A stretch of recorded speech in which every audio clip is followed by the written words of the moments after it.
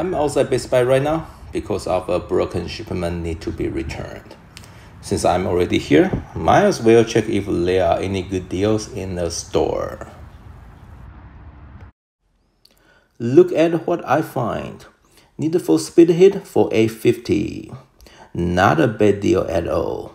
I am going to grab it.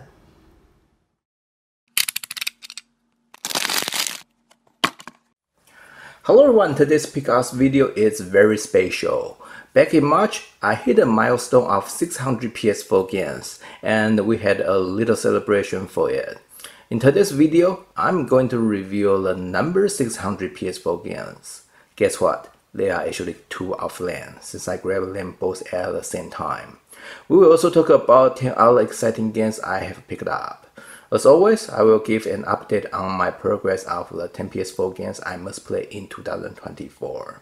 I'm actually in the deep trouble right now. Anyway, without further ado, let's get it started. I want to start with the PS5 game, Zorro the Chronicles. I've already finished this game, and I must say it's better than I expected. It's a sandbox game with multiple levels, giving players various approaches to complete them.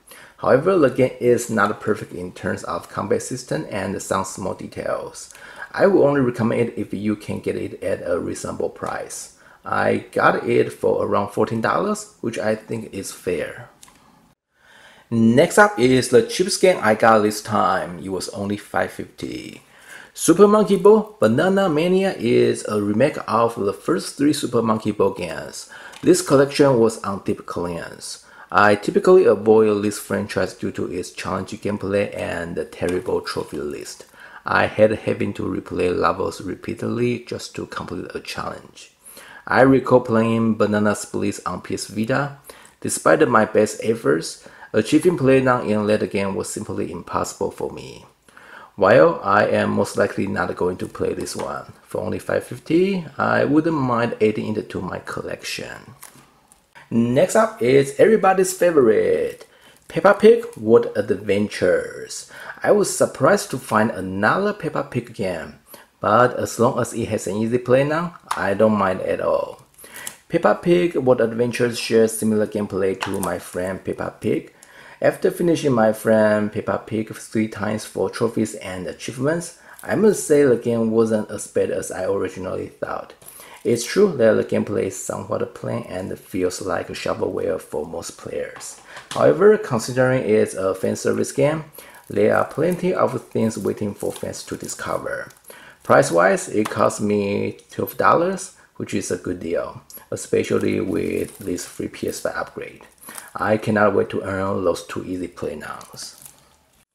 Next up is the most expensive game I got this time, Root Film.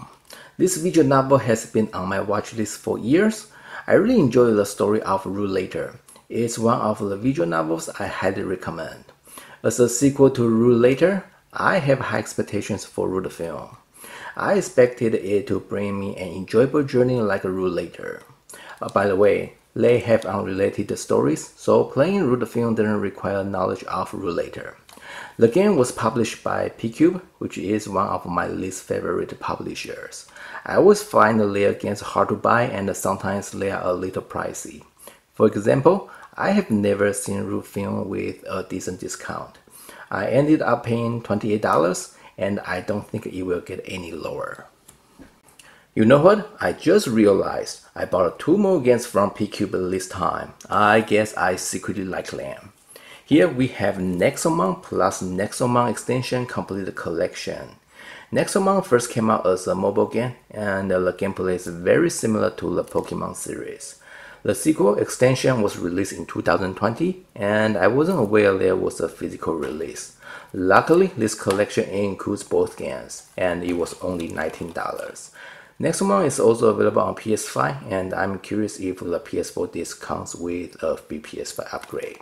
I guess we will find out once we do the unboxing. Next up is another visual novel, Archetype Arcadia. I've been looking to get as many visual novels as possible. Some of you might know that every year I must play at least one visual novel for the challenge. I have to say last year and this year's picks were disappointing. Therefore, I'm looking for a good one that I can fully dive into. I've heard some good things about Archetype Arcadia, so I hope it will not disappoint me. By the way, at the beginning of the video, I went to Best Buy to return a broken shipment. This is actually the game I returned. Then I purchased it from a different retailer for the same price, which is $20. I have returned many broken shipments to Best Buy in the past 6 months. I really don't know what's going on with them. Alright, we are close to the halfway mark. Before revealing my 600th PS4 game, let's talk about some DLCs I purchased. I finally got the last 3 DLCs for Cities Skylines, and each of them was 50% off. I considered getting the bundles, but they usually include radio stations or items from modders. I am not interested in any of those, so I decided to stick with the expansions themselves. Now that I have everything, it's time to dive back into the game. Next is the Japan DLC for Railway Empire. Apparently, Japan is the last DLC for Railway Empire, and it was not included in the complete collection.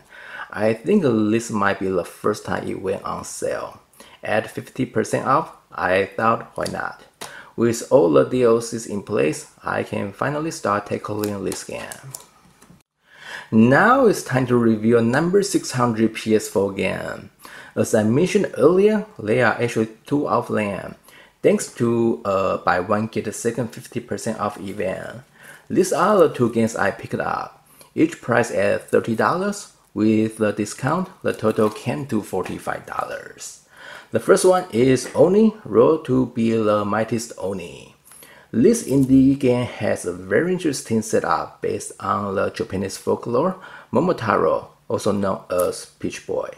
However, in this game, Momotaro is portrayed as a villain, and your goal is to fight against him. Despite its unique concept, this game has received many negative reviews, indicating that there is room for improvement. Next up is the Dungeon Crawler, Labyrinth of Zenjutsu. I almost imported this game from overseas last year until I found out there would be a physical release in the US. This game has received mixed reviews in the US. Dungeon Crawler plus turn-based battle system is definitely not everybody's cup of tea. I must admit that I am not a big fan of this combination. However, part of me is interested in its setup and the background, so I still decided to get it. The game was later dropped to $20, so I asked for the price adjustment. To my surprise, instead of getting $250 back, the store decided to give me $10 since I am a loyal customer. That means I only spent $12.50 on this one. It's definitely a great deal. I just realized this is another game from P-Cube, making it the 4th game I have purchased from my least favorite publisher. Just to clarify, I like those games, but not the publisher. Next, we have DC's Justice League Cosmic Chaos. Just after receiving this game, I discovered that my local library has it available for checkout. It feels like I just wasted $12. But that is not the biggest issue. I've heard from several trophy hunters that the game is quite glitchy. Therefore, I don't even feel like playing it anymore. Next up, we have a Game of the Year contender, Baby Shark Sing and Swim Party. I've already finished it on Xbox. This game mainly features 2 types of gameplay, Rhythm and Runner. It can be quite challenging if you aim for 3 stars in every level. There is one achievement that requires players to get 3 stars in 20 levels. I must admit, that one gave me a hard time. Overall, it's doable, but not the walk in the park you might expect from a fan service game.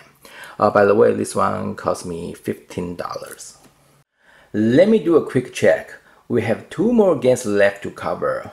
Well, next is a game I don't really want to talk about it, but here we go. The Outbound Ghost. This game is controversial, but not because of its content. It's due to the legal battle between the developer and the publisher. The game has been delisted from all platforms, which means the free PS5 upgrade will not be available anymore. I will say this is a lose-lose-lose situation. I used to lose 3 times. It's unfortunate for the developer, the publisher, and the players. Speaking of the game itself, this Kickstarter-funded project was inspired by Paper Mario. However, it didn't receive many positive reviews. To be honest, I somewhat regret buying this game. Even though it was only $15, it's still too much for a mess like this. The last game is the one I showed at the beginning of the video, Need for Speed Heat. I used to play a lot of Need for Speed on PC back in the day. However, after switching to consoles, I never purchased any of their games. The only one I ever played was Most Wanted on the Vita, and that was a free game given by EA. Therefore, Heat is my very first Need for Speed on a console. There are a couple of reasons I have avoided the series. First, I no longer enjoy its gameplay style. Second, they always have those annoying online trophies. I think Heat has 3 online trophies, so I should probably get rid of them as soon as possible. Alright, those are all the games I got this time, 12 games plus some DLCs. Now let's talk about my progress on the 10 PS4 games I must play in 2024. I've only finished 1 game in the past 3 months. Immortals Phoenix Rising was a nightmare I wish I didn't have. I thought it was an open world adventure game with some puzzle elements. It turns out it's a pure puzzle game. I don't mind solving some puzzles, but Immortals Phoenix Rising was overwhelming. The puzzles in the New God DLC are especially challenging. I will only recommend this game to players who truly love puzzle games. As for the PS5 edition, I mentioned wanting to tackle it at the same time. You know what? It took me over 100 hours to acquire all the trophies. I don't think I am ready to do it again anytime soon. I've finished 3 out of 10 games so far, and I'm really behind schedule. At this rate, completing this year's challenge seems impossible. I have to finish at least 5 games by the end of June. Right now, I'm working on LEGO Marvel Superheroes. Hopefully, we can wrap it up sooner rather than later. Well, that's it for this video. If you enjoyed today's content, be sure to hit that subscribe button below. Take care, and I will see you soon.